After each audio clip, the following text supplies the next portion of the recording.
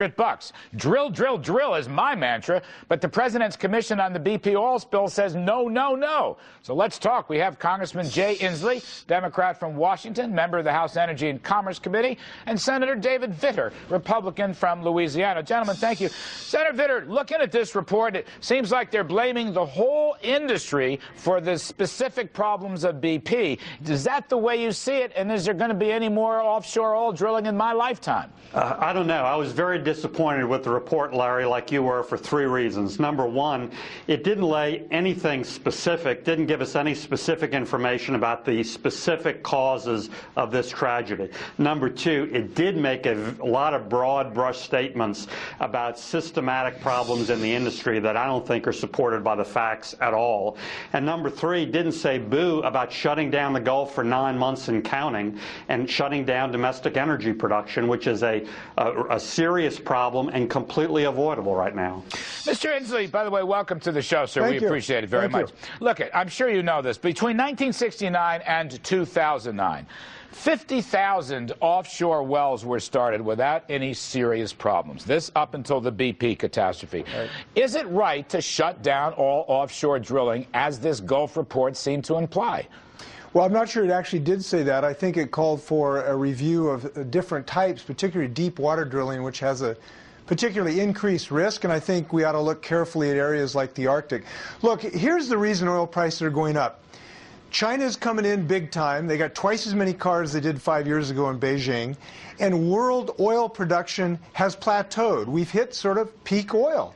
And when you put those things together, that's the reason the price of oil is going up. And frankly, no matter where we drill in the United States, if we drilled on the Washington Mall, we don't have enough oil in the United States to appreciably affect the price.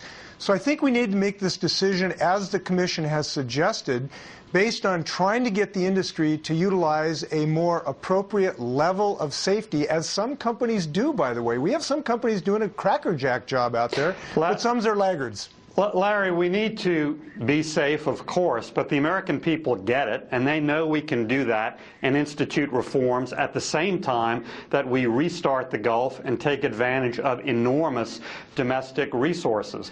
The American people aren't stuck in this stale either-or debate. It's not either-or. It's all of the above, and we can improve safety and revive a very important domestic industry. I mean, Mr. Inslee, a lot of the geologic surveys show there's 86 billion barrels of oil offshore, yes, and that there's about $50 billion either from ANWR or the Arctic wilderness. Why shouldn't we protect American consumers and businesses from the vagaries of these high prices? Why should we play into the hands of OPEC by not drilling? Larry, we absolutely should do what you're saying, and the potential on the natural gas side, particularly with fracking and with shale plays, is even greater. So the natural gas potential is even more enormous domestically. Well, I wanted to pitch it to Mr. Inslee. We're putting all of that off the table.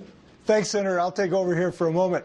The fact of the matter is that if we drilled in ANWR, it is less than 0.5% of world oil reserves, and you're not going to change the price of oil even if you put a spigot in every acre in the ANWR. You know, we can save more energy inflating our tires than exists in ANWR. Here's the fact.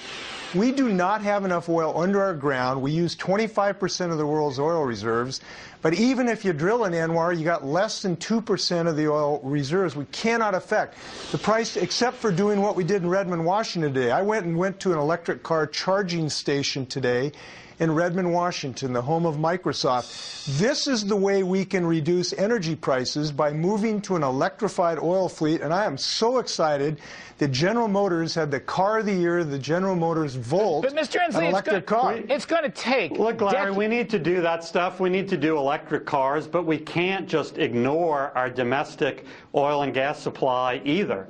Before we even get to ANWR, let's talk about the Gulf, because since the disaster, since the BP disaster, last year. The Gulf has been shut down, and it still hasn't opened up. We have a de facto moratorium. Domestic production is down 13%. That does have a price impact. We're beginning to see that at the pump. That is absolutely affected by shutting down the Gulf. And Mr. Inslee, one other point that I had, oil drilling, production, natural gas, and so forth, is a real job creator. Some interesting stories out. The state of North Dakota has been the hottest oil and gas producing state. Most of it is on private lands. All right, so their unemployment rate in this jobs recession is 3.3%. And the only state that's now producing at a faster clip is Texas. They've overcome California. They've overcome Alaska. I mean, just from a jobs standpoint, again, assuming the safety regulations, why wouldn't we want to do that as well as keep the price down? Well, I think we can, but you know, it's not going to help those poor people who lost their jobs when people made horrendous, repeated systemic failures to think we're going to allow these things to blow out and keep our jobs. Here's what we need to do.